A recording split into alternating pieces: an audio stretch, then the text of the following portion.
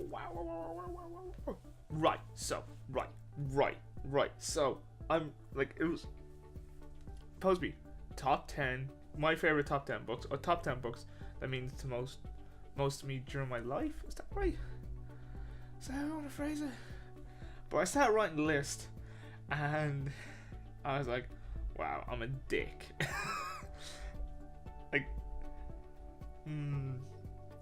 like I got to 9, and then I was like, yeah, that's kind of good enough, because there's some of them has 2, and you know, whatever. So my top 10 books, or the books I found most encourageable, or you know, books I quite enjoyed. I don't know. I don't know. So probably top 10 books. My favorite top 10 books. So in no particular order, but so each book is either just really awesome or there's meaning to it. I wrote it really late one night, and I'm actually just rereading the list after. I think it's been a week or two since I've done this list. So yeah, I'm gonna have to try to justify it to myself. But whatever. That's what I'm here for. Justify my own work. I'm quite used to that, and I'm still not used to the way this camera works. Yes, so let's begin. So the first book I picked was, alright, so first, okay, I'm going to 1/9, right? So it's the first and it's the 9th at the same time. So I'm jumping to 9 on my list. And 9 is Stephen King's On Writing the Memory of the Crash, or Memory of the On Writing the Memory of the Crash, or it's On Writing Memory of the Craft. It's an autobiography slightly for like that much of the book, and then the rest of the book is all about writing characters. I imagine everything is like every other thing you do for writing is tools. So punctuation is a tool, story building is a tool, character building is a different tool, and you're constantly working on these tools. And what would this character say shit, or this character say poo, or ah dang it? What way would each character talk? I read it twice. I should read it. I read it every now and again. I'm probably gonna read it again. I'm listening to a Red Dwarf book, and I'm probably gonna go back to Stephen King's On Writing, because I'm trying to finish it, but I've been on it all summer. It is so big, and it's so hard to find free time. So yeah, so in the book, he goes, because I've been trying to write. Well, I do write. I've been writing for years, and I've got I have loads of rejection letters. It's lovely. Like, I get rejection letters. It's pretty easy. I can get a rejection letter real easy. And like I had a book called Humanity's Clock with an editor, and he's like, oh yeah, some of these are really good. Some of the stories are really good. I'm like, yes, and some of them really shit. And I'm like, okay. He's like, probably get rid of story 2. I was like, So I start redoing that. I was like, ugh, and I was like, fuck, I need to work on something else, cause yeah. So, but he wrote in the book, Stephen King talks about when you finally read something and you can go, that's shit, or oh, that's really bad. You know, I can do better than that, and in fact, I have done better than that. So, moving from 9 to 1 is A City at the End of Time, which has a right. So the thing about this book is I hate it, but I also love the concept of it. So there's a few different characters. There's a guy who reads books, and his assistants keep living. He lives forever, right? So he's immortal, right? So he's immortal, and his assistants kind of get smaller and smaller, because they get to live with him forever, but they get to the point they just disappear. There's another, like, there's a walk going on. And then there's a character, I think the most interesting bit is that there's a character, he jumps from reality to reality, different realities.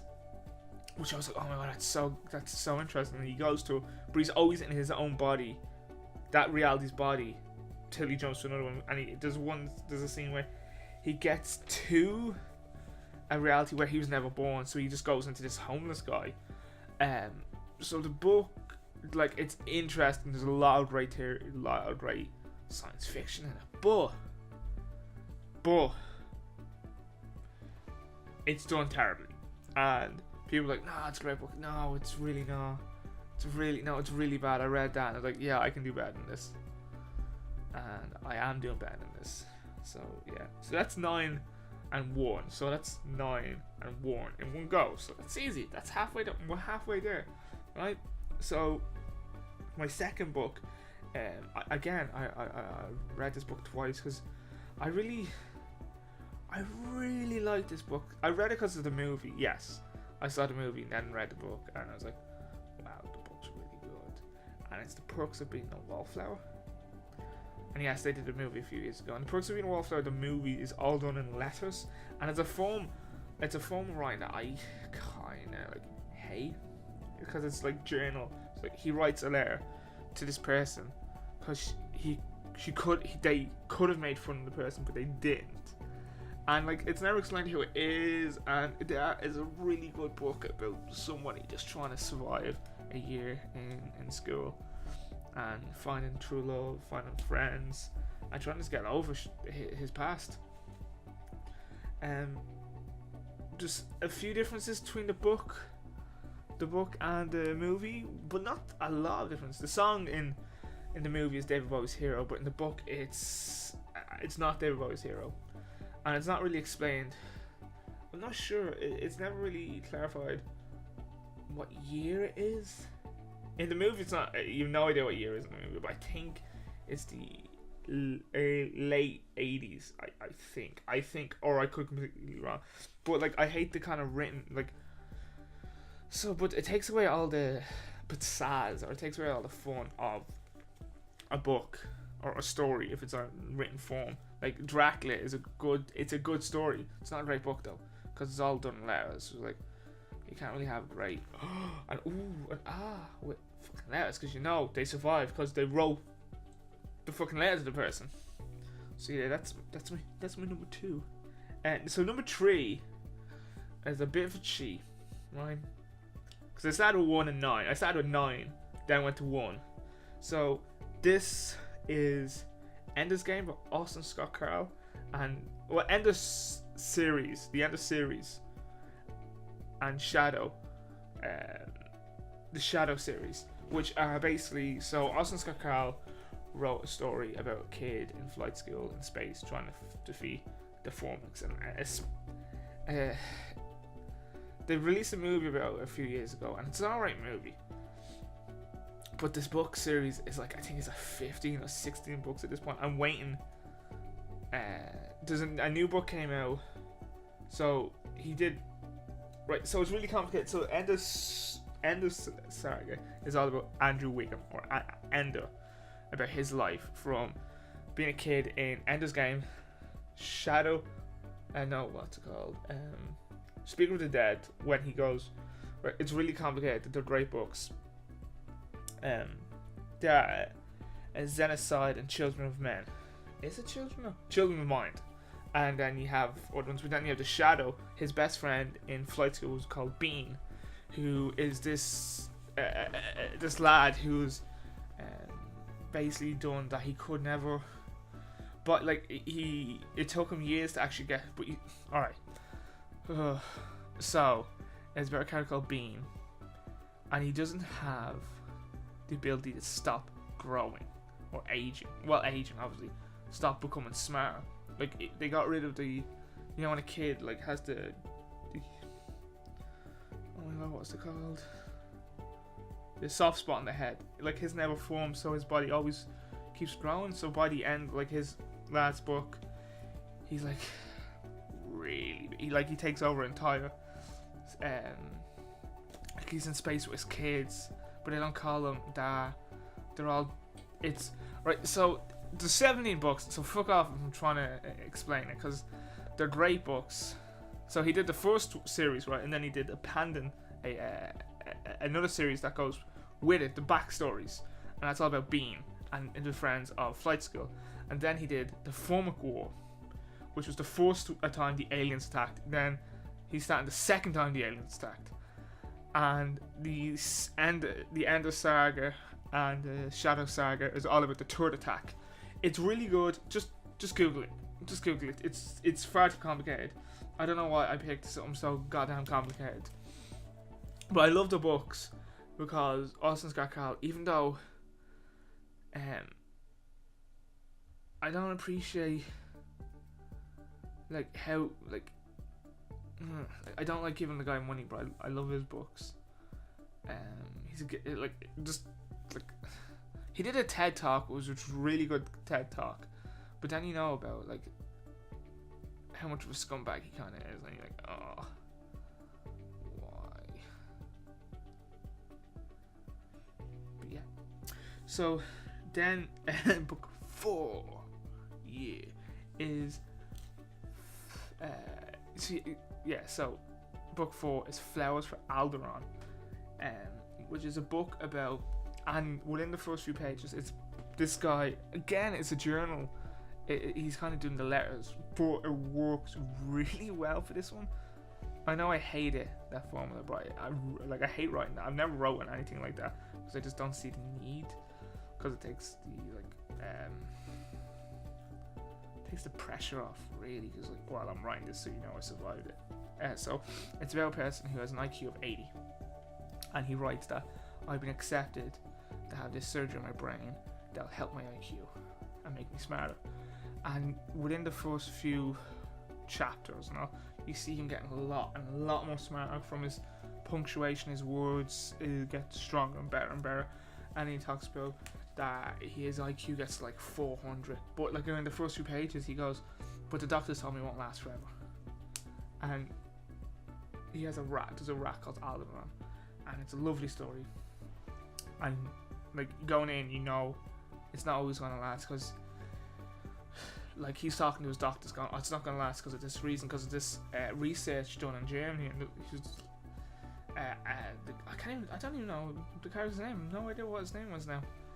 Let's call him Bob. Was just like, oh, why haven't you read that? And his doctor's like, I don't know German. He's like, how do you not know German? Because he's getting smart and smart, and he sees the downfall. He's gonna get so high, and he has to go down. And going down, he can't remember certain languages and certain things, and it's a great story. It is a fantastic story. So number 5 is 2001 Space Odyssey by Arthur C. Clarke, and it's really rare because I don't know the name of all the authors in this list, and I kind of should. So it was because of the movie 2001 Space Odyssey by Stanley Kubrick that I really got into science fiction as a kid, because I saw when I was 8 or 7 as a kid, where it starts with the monkeys. I'm like, what am I watching? Is this where's David Attenborough? And then it goes from that to when the monkey throws it in the air at the space station. Blah blah blah blah blah blah blah blah blah blah blah blah. And it's all about, like, I love the story, and I got the book. Like, a lot of these I only kind of read when I was 17. I only started really reading books when I was 17. I don't know why it took so long. And it's great because it's just like, here's a computer, and here's Dave. And there's monoliths, and it's kind of complicated, but I love the idea, because Arthur C. Clarke is fantastic when it came to technology. He knew the future. He knew, like, alright, it's not like when you go, and like, it was 1968 when this was wrote. It's like, in 2001 we'll be in space. No, but he knew the technology would be, what technology would advance, and he had great ideas, and the guy is awesome. This is the next one. Book 6 is The Princess of Mars, or realistically, the Basul saga.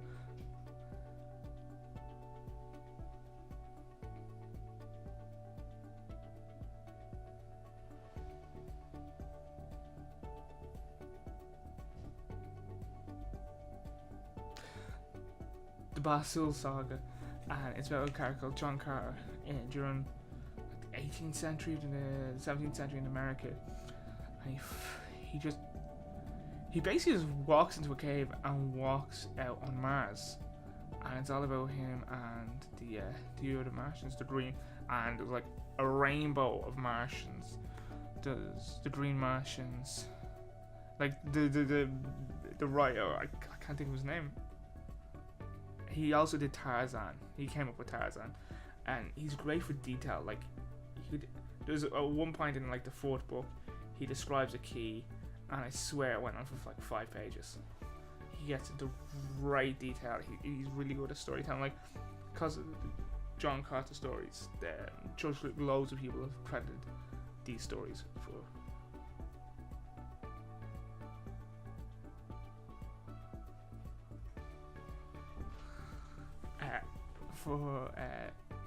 so loads of people have credited John Carter, the Boswell stories, to how they got into science fiction and all that. And it's great because, like, I read them and I was like, whoa, that's fucking amazing. So my list is insane. So number 7 is George Orwell's 1984, which I read when I was 18. I think it was 18. I remember I had a week off and I finished 3 books in 1 week, which was really quick for me. And it was one of these was the book, and it's such a good book. It's really hard to describe, but it's basically, he wrote it in 1948 of what the world might be in if communism and all these different kind of totalitarian governments and different governments and regimes kind of took over. So like the special speech and the talk police, and everyone has monitors in their house, and you're basically for Big Brother. That's where the idea of Big Brother came from. Like, anyone goes Big Brother, it came from this book. So Big Brother it's Big Brother is like, it's a great idea because the scenes are where he gets, there's a scene, one of my favorite scenes in the book, it's like, it's really hard to get coffee, and he's going out with a prostitute, and her main like top crimes and all this, just top crimes and all, but her main thing is she's a prostitute, and that's what she does. And so she sneaks some coffee, and the way he describes the scene with coffee is amazing. It's just like, coffee. I was like, wow. And he just does scenes where he's in room 101, room 101, where he is getting tortured, and he just breaks down and just screams, I love Big Brother. And it's all about how you're fucked, and like 2 + 2 = 5. 2 + 2 = 5 is when the government, when Big Brother tells you 2 + 2 = 5. It's great.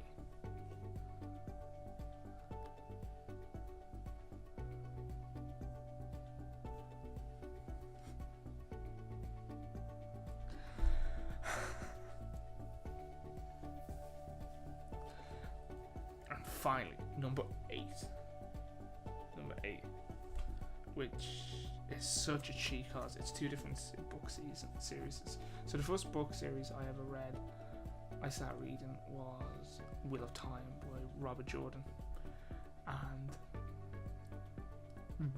it's a big, huge, epic fantasy, and it's like just 14 books, and it's too complicated to go into, but it's basically a bunch of lads have an adventure. And the only reason I stopped at book 8 is because it was the book with a lot of filler has to happen, where like a lot of talking has to be done, but like basically there's witches in it, and men can be witches too, but it usually makes them go insane, which is really a great idea. It's great. That's a fantastic idea. You're gonna go insane if you practice this sorcery, and it's great.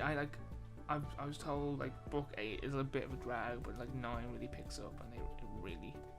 So it's all about this lad who's trying to understand the magic and beat this dark guy. So the books are really good. They are really good. I regret kind of finishing it, but it's like the Wheel of Time gave me, in my own writing, I got so many ideas from it. I was like, oh, that's a great idea. And then I'm like, oh, well, what if this happened? It's like, yeah, they're fantastic books. And Rob Jordan died before they finished, so they got this other writer. But I've been told like the other writer would do lines that Rob Jordan would never write. Like the same thing with Game of Thrones, like because George R. R. Martin, they're not going off books anymore. So a lot of people are like, there's a lot of ex machina moments. That's when like people use the phrase ex machina in a book. It's when the hand of God saves you. It's basically the writer saves the character. Where George R. R. Martin never puts his characters in that situation, but now in the show, like the last season, there was loads of things like, oh, I'll save you at the last second, ex machina, but you're like, oh, George would never write that. He would never, ever, ever, ever, ever, ever write that. Right.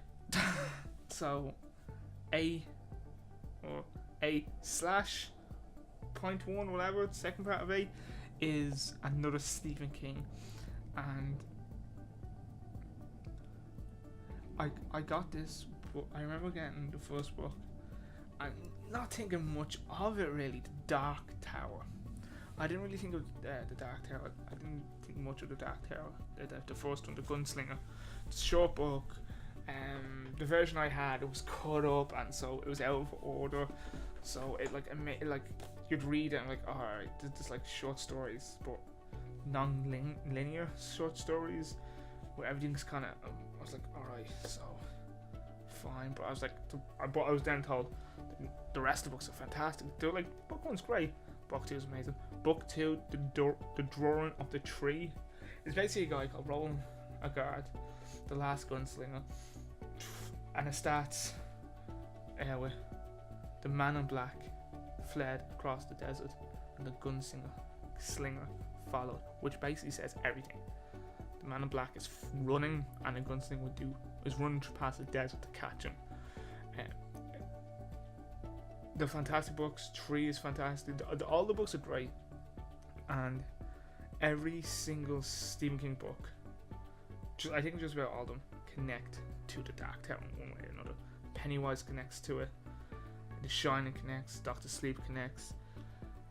Cujo, there's characters connect. People from Samuel's Lock come into it, and he takes them from other realms and other things, and they are fantastic books. And like, I finished the last one like 2 years ago, and I reread, like, after seeing the Dark Tower, the movie, I went off and I reread the second book, because the second book is amazing, because it's just like, he's on a beach and there's 3 doors to different times of Earth.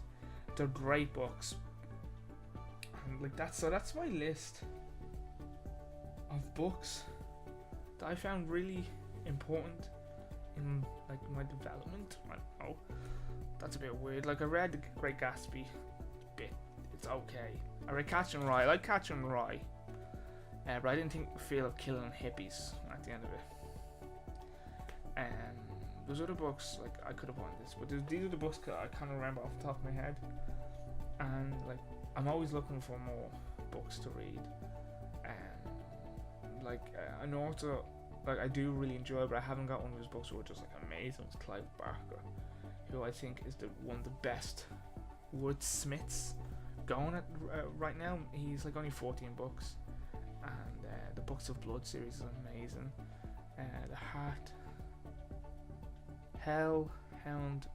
The Hellraiser book, there's 2 of them, are fantastic.